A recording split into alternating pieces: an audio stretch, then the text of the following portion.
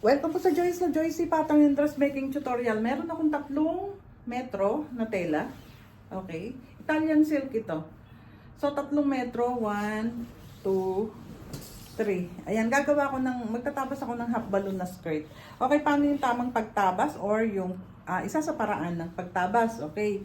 Na hindi na kayo magte-table pa. Wala na sa table. Okay, eto si straight line. Eto si cross line. So, para makuha natin yung center. Okay. Ayan, pagtapatin nyo lang. Okay, tapat. Tapat. Ayun. Okay. Kuhanin nyo to. Bitawan nyo na. At saka nyo ibuhol para, or markingan nyo. Markingan. Ayan. So, dito tayo magsisimula. Okay. Lagay ko siya muna dito sa manikin. Ayan. Kasi magdi-divide. 31 ang waistline niya. Okay, 31 divided by 4. Okay, 7.75. 7 and 3/4. Okay. So, eto si manikin 31. Wala siyang shearing Oh, ayan, 31 inches. Okay, walang shearing ito. So, paano ko siya tatabasin? Ayan. Fold natin siya sa 4. Ano lang to, lining lang ito, hindi talaga to totally na palda. Pang lining ko lang siya. Okay? Kasi yung pang ibabaw nito is plissé. Pleated, ayan. Pleated skirt. So, ito yung zipper. Ayan ha. Dito tayo magsi-zipper. Ito yung center. Okay, para hindi malito. Markingan natin yung center. Ayan, para sigurated. Okay. Ayan. Ito yung center. Ito si cross line. Okay. Aspilihan na natin para hindi siya gumewang. So, pupold ko siya sa bali 4 na fold ito. Kasi ito yung likod niya, no? Pwedeng likod, pwedeng side kung palda. Pero dress kasi to. Side zipper. Okay. Side zipper pala to. So, ito siya. Ayan.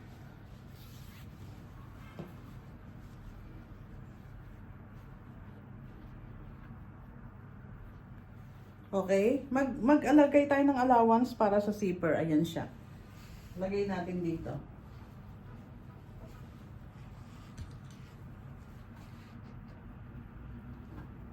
So, magiging ganito. Ngayon, okay, ayan na siya ha. 7 and 3/4 ang kailangan ko. So, try natin si 7 and 3/4 saan siya pupunta.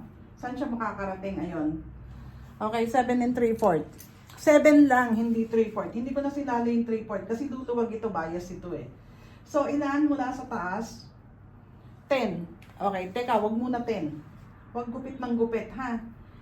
Kainain tayo. Wag gupit ng gupit kasi mas maganda yung yung medyo nakabanat pagdating dun sa bandang bias. Okay, down 9 inch. Okay, ayan. Down 9 inch tayo, ha? Unti-unti ang bawas, hindi yung bigla-bigla. Kasi kapag ito, lumuwag, meron tayong gustong i-achieve na fitting. Yung wala siyang wala talaga siyang konting shearing. Merong ganun ayaw ng ayaw ng mayroong kulubot. Okay, so gupitin natin kay down 9, yung 31. Okay, hindi ka nasasablay niyan. Pero, maglalagay pa ako ng allowance, Ayan, naglagay pa ako ng allowance na 1 centimeter or half inch. Malapit na siya sa half inch. So, markingan natin yung 1/4. Okay, markingan natin yung center at saka yung likod. 31 si manikin na. Okay. Huwag gupit ng gupit. Kailangan unti-unti ang gupit. Okay? So, lagay na natin kay manikin. Nakita nyo? Ayun, sakto lang.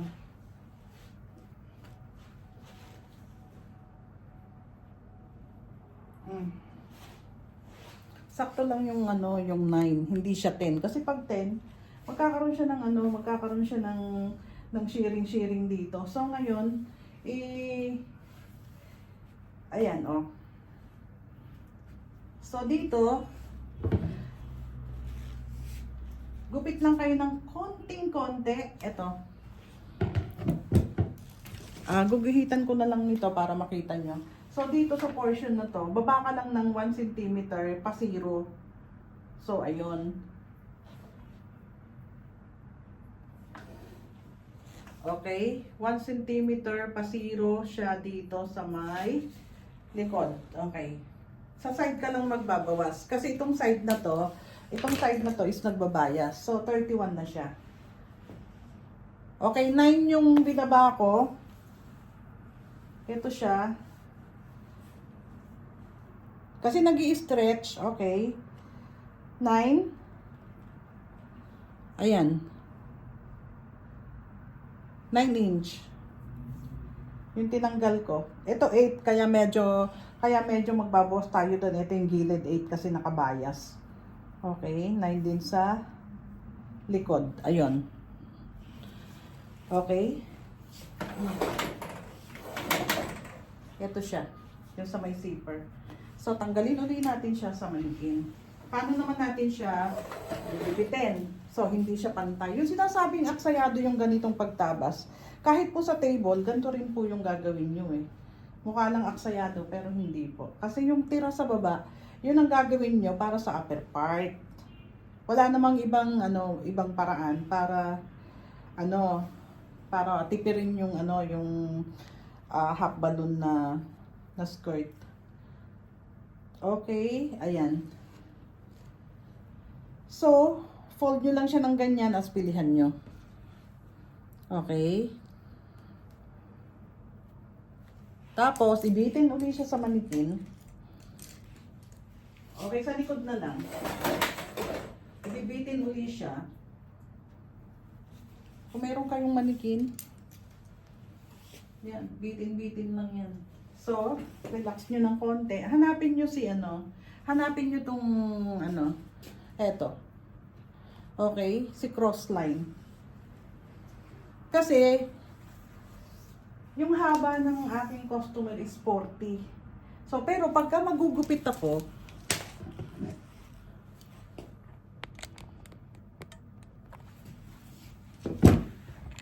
nagugupit ako, yun ang guide ko. Si cross line. Ayan.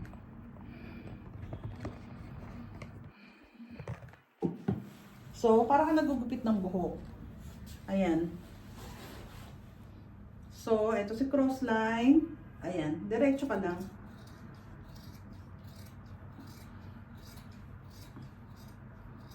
Ayun. Kahit humaba ka pa ng konti, okay lang yon. Tsaka na lang uli mag-recut kapag isusukat na ng customer. Ayan. Hindi ka nasasablay kapag ito yung guide mo. Okay, ngayon kung gusto mo ng shearing, kasi mahaba ito eh, pagka sa Pilipina, dito ka magbawas sa taas. Okay? Basta ang guide mo, palaging na kay cross line. Ayan, kailangan kasing haba nito or mas mahaba pa kasi ito yung center. Kung mas mahaba yung gugupitin mo sa likod, mas maganda kasi magkakaroon siya ng konting haba sa likod, lalo pag naka-heels. Okay? So, ayan na. Meron na tayong palda. Ganun lang po kasimple ang pagtabas.